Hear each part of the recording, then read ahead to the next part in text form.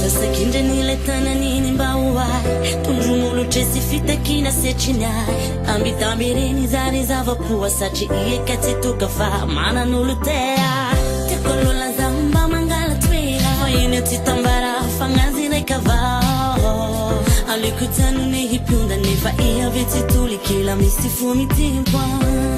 Kambabulanu waize tiampi Faza uvunu neti yapi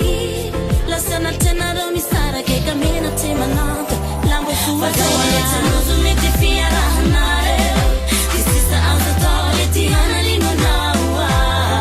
Hey, livi luma makaman Iluma makaman Tanuzu neti fia rahanare Isisa auza tole ti hana lino nawa Hey, livi luma makaman Iluma makaman Kifukulu ni dubu kifana utina tende Leve tupune raiki la safari Lele kovona nutilia kutivita kuteno viluma fali mapamange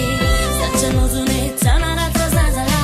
Ranu masupi faleta tui fazamanai Fazati nyafe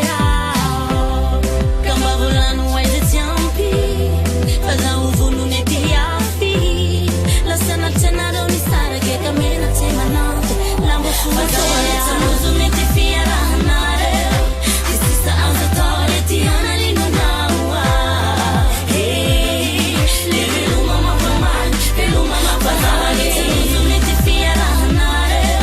Isisa auza tole ti hana lino nawa Hey, livi luma mapaman Iluma mapaman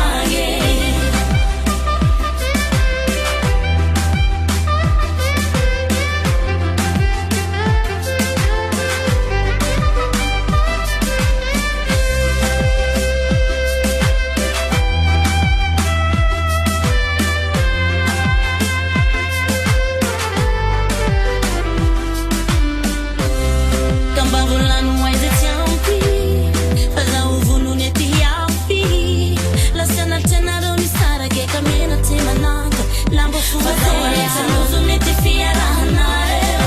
Isisa auza tole ti hana lino nawa Hey, livi luma makaman Iluma makaman Tamuzu neti fia rahanare Isisa auza tole ti hana lino nawa Hey, livi luma makaman Iluma makaman